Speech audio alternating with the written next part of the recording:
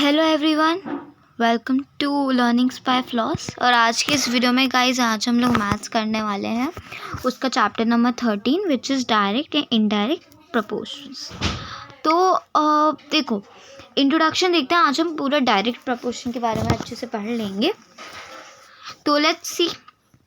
अब देखो, अब चलो ये वाला एग्जाम्पल लेते हैं। सेकेंड वाला बहुत इंटरेस्टिंग है, तो इजी जो आपके लिए अंडरस्टैंड मतलब समझना इजी हो वो example we will take it.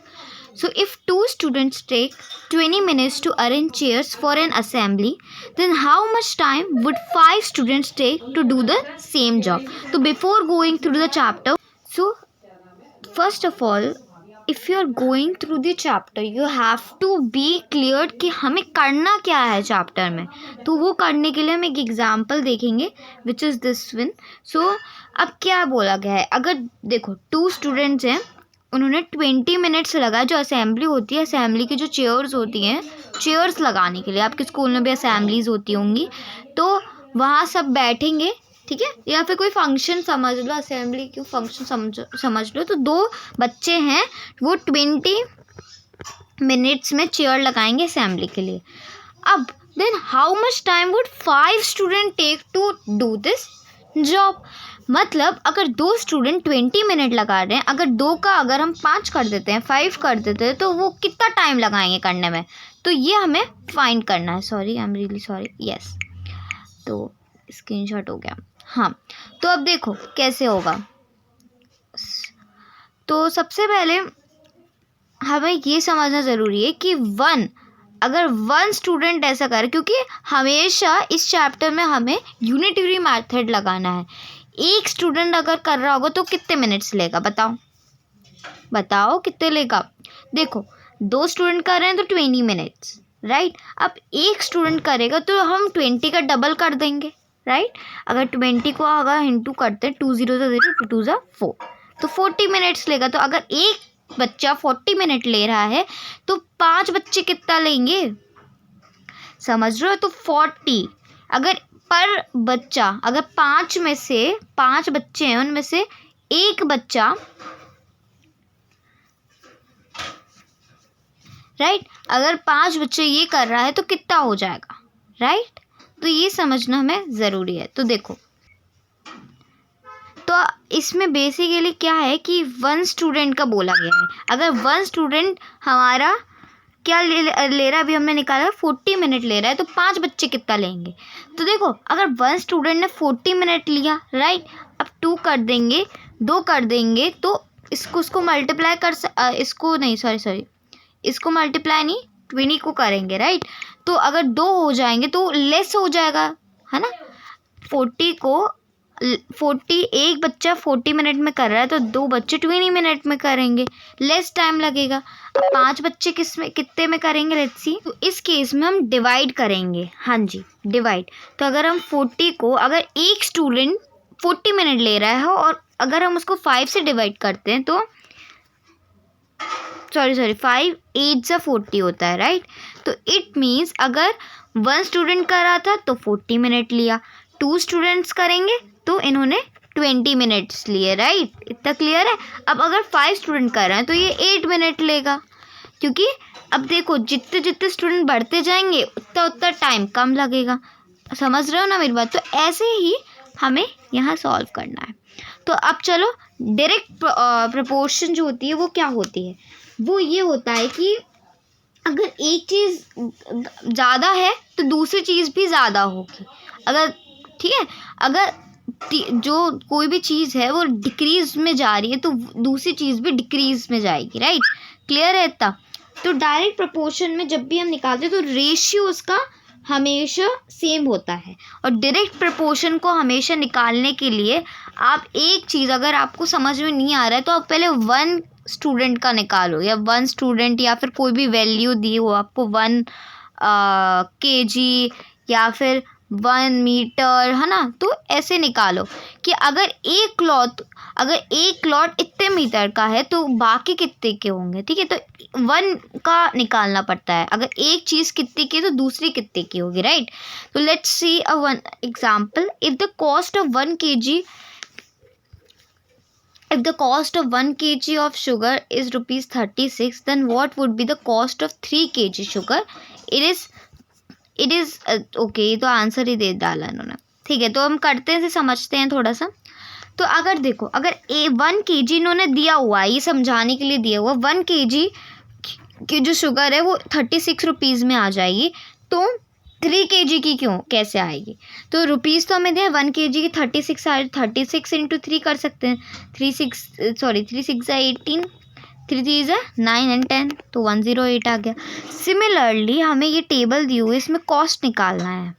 तो अब मैंने 36 इंटू 3 करा तो हमारा आ गया 108, 36 इंटू 5 करा तो हमारा आ गया 180, और जैसे हम 36 इंटू 8 करेंगे हमारी जगह 288, राइट। तो ऐसे इंटू करते जाना है 36 को सबसे, क्योंकि हमें अगर 1 के मतलब हमें 1 kg का मिल गया तो हम बाकी सबकी भी वैल्यू फाइंड आउट कर सकते हैं। I hope it is clear till here. Okay fine, अब let's do some triads are the triads. तो पहले आज हम सिर्फ फर्स्ट वाला ट्राई दीज कंप्लीट करेंगे। तो सबसे observe the following table and find if X and Y directly proportional. Means आपको बताना है कि ये सारे जो 3 दिए हुए हैं table, they are in direct proportion और नॉट। येस और नो में आंसर देना है। अब आंसर हम ऐसे तो दे नहीं सकते हैं, राइट। तो इसके लिए आपको सबसे पहले निकालना होगा, फाइंड आउट करना होगा। अब टेबल को पहले ऑब्जर्व करो। देखो पहले ऑब्जर्व ही दी हुई है, एक्स एंड वाई को छोड़ो, ignore this. First of all see that कि इसमें क्या हो रहा है, कैसी टेबल डिक्रीज में जा रही है या इंक्रीज में जा रही है।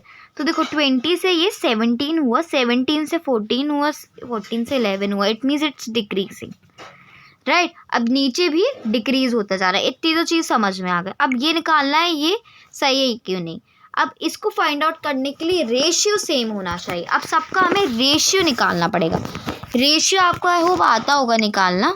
तो देखो अगर हमने 20 और 40 का निकाला, 0 0 विल कट, 2 1 2, 2 2 4, तो इसका भी 1/2, इसका भी 1/2 हो जाएगा। ठीक है, यस, इसका भी 1/2, इसका भी 1/2, इसको आपको मल्टीप्लाई करके दे, इसका भी 1/2, इसका भी 1/2, इसका भी 1/2, सबका 1/2 आ रहा है। रेशियो सबका सेम है and yes of course it's in direct proportional. ठीक है, डायरेक्ट प्रोपोर्शनल में ये है क्योंकि रेशियो इनका सेम आ रहा है। तो एक्स एंड वाई ये जो बात है यहाँ पे, तो यस दिस इज इन एक मतलब 1/2, it means this is 1/2, right. Now so yes it's in direct proportional. Next है आपका ये टेबल, राइट। अब ये टेबल में देखो इंक्रीजिंग ऑर्डर में जा रहा है सब कुछ, राइट। ये भी इंक्रीजिंग ऑर्डर में जा रहा है। Now let's find out it's ratio. तो ये 3/2 हो जाएगा। अब देखो ये हो गया 5/4, ये हो गया 7/6, ये हो गया 9/8 and so on. It means the ratios are coming in different thing, different चीज़ों में रेशियोज आ रहे हैं हमारे, राइट। मतलब पहले हमने 6 और 4 का निकाला तो 3/2 आया, फिर हमने 10/8 का निकाला जो कि आया 5/4। तो you can see these ratios are not same, it means this. अब चाहे वो एक लास्ट यूनिट तक की आपका रेशियो सेम ना, वो डायरेक्ट प्रोपोर्शनल में नहीं है, तो it means this is not in direct proportional. Next है ये थर्ड वाला गाइस। तो ये थर्ड वाला बहुत ज़्यादा इजी है। तो इसमें देखो सबके रेशियो निकालो पहले, तो समझो क्वेश्चन को। तो ये 1/3 आ जाएगा, ठीक है। फिर 8 से जाएगा आपका तो 4 2 1/3, ये भी 1/3, ये भी आपका 1/3। फिर यहाँ से ये 1/4 हो जाएगा, 1/4 हो जाएगा, 1/5 हो जाएगा। It means these ratios are different. हमारे पास प्रूफ भी है कि देखो सबके ratios different. It means this is also not in direct proportional. Clear है। अब देखो सेकेंड क्वेश्चन में क्या हो रहा था, यहाँ से ये मल्टीप्लाई हो रहा था, राइट। तो इट मीन्स अगर हम देखते हैं 6 7 8 9 10, तो 4 का गैप अगर हम लगाते हैं तो 6 इंटू 6 को अगर आप देखो इसमें ना 4 इंटू इधर सेकंड वालों में देखोगे तो देखो मैंने बताया था ना आपको 3/2 और 5/4 आ रहा है। अब देखो 3, 4, 5 2 का गैप है, इसमें भी 2 का गैप है, सेम तो है लेकिन इनकी रेशियो सेम नहीं है, तो that's why it's not in the proportion. अब ना एक बार एग्जाम्पल देख ले तो उससे बहुत क्लियर। एग्जाम्पल 1 देखते हैं डायरेक्ट प्रोपोर्शनल का। तो the cost of 5 meter of a particular quality of the cloth is 210। तो अब देखो कॉस्ट ऑफ 5 मीटर जो क्लोथ है उसका जो प्राइस है वो 210 है। तो जब भी हम ये क्वेश्चंस करते हैं तो इसके लिए हम टेबल बनाते हैं पहले, ठीक है, टेबल बनाते हैं। So if I make a table over here, okay, अच्छी सी टेबल बनाते हैं। ओके लेट्स डू विद मैं अब क्वेश्चन पढ़ रही हूँ, ठीक है, देखो सुनना ध्यान से। The cost of 5 metre of a particular quantity. तो सबसे पहले तो आप लिखो metre, sorry I am really sorry, metre, इसको कोई दूसरा पेन लेते हैं। मीटर, यहाँ मीटर लिखो और नीचे लिखो प्राइस, मतलब क्लोथ का प्राइस। तो पहले इन्होंने दिया कॉस्ट ऑफ 5 मीटर, 5 मीटर लिख दिया मैंने, प्राइस क्या था उसका 210। अब नेक्स्ट उन्होंने लाइन बोली particularly cloth of tablet cost of 2, 4, 10 and 30 metre of cloth at the same time. मतलब आपको कॉस्ट बताना है, ठीक है, you have to tell the cost over here.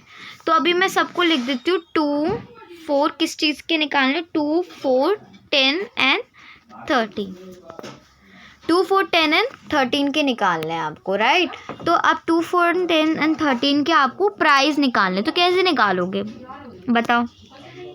सबसे पहले 1 मीटर का निकाल, तो 1 metre is equals to what, बताओ क्या होता है। देखो 1 मीटर का अगर क्लोथ हम ले रहे हैं तो उसको किससे मल्टीप्लाई करोगे, तो आप डिवाइड करोगे ना, जैसे हमने उसमें निकाला था वो चेयर असेंबली वाले में। तो 105 को करोगे तो 5 4 ज़ा 20 होता है, राइट। तो 0 1 0 2 ज़ा 10, तो 42 आ गया। It means next, sorry no, इसका 42 नहीं, sorry I am really sorry. तो ये जो हो जाएगा ना, ये आपका 42 हो जाएगा, मतलब 1 मीटर जो क्लोथ होगा वो उसका 42 हो जाएगा। अब हमें 1 मीटर का पता चल गया, हम बाकी सबका निकाल सकते हैं। तो 42 को आप 2 से कर दो, तो 2 2 ज़ा 4 होता है, 2 4 ज़ा 8, वी विल गेट। तो अब जो हमारे प्राइस आ गया है 1 मीटर का 42, उससे हम 2 से डिवाइड कर देंगे तो क्या आ जाएगा आपका 84 आ जाएगा, ठीक है। अब जैसे ही 42 को 4 से डिवाइड करोगे तो आपका 168 आ जाएगा, 48 को 10 से डिवाइड करोगे तो 420, और अगर 42 को 13 से डिवाइड करोगे तो 546 आ जाएगा। तो ऐसे आपको फाइंड आउट करना है। आई होप इट इज़ क्लियर, ठीक है। तो ये देखो इन्होंने भी ऐसे ही करा है, और देखो हमारा जो आंसर है वो यही है। देखो 2/34, ये आप ऐसे लिख सकते हो, ठीक है। तो टेबल बनाते हो, इट्स वेरी गुड। तो आपको सबसे पहले हमने क्या करा था, 1 मीटर का 42 आया था। अब हमें 42 पता चल गया है, ठीक है। 1 मीटर, एक क्लोथ लिया है, 1 मीटर का क्लोथ है और उसको 42 है। तो अब 42 को अब बाकी सब जितनी भी वैल्यूज हैं उनसे मल्टीप्लाई कर दो, 2 से करोगे 2 2 ज़ा 4 होता है, 4 2 ज़ा 8, तो 84 आ गई फर्स्ट की वैल्यू, राइट। तो ऐसे आप इजीली कर सकते हो, ठीक है। आई होप आज का वीडियो आपको पसंद आया होगा। नेक्स्ट वीडियो में हम इनवर्स प्रोपोर्शन के बाद पढ़ने वाले हैं। तो I hope you like this video, like, subscribe and share, bye.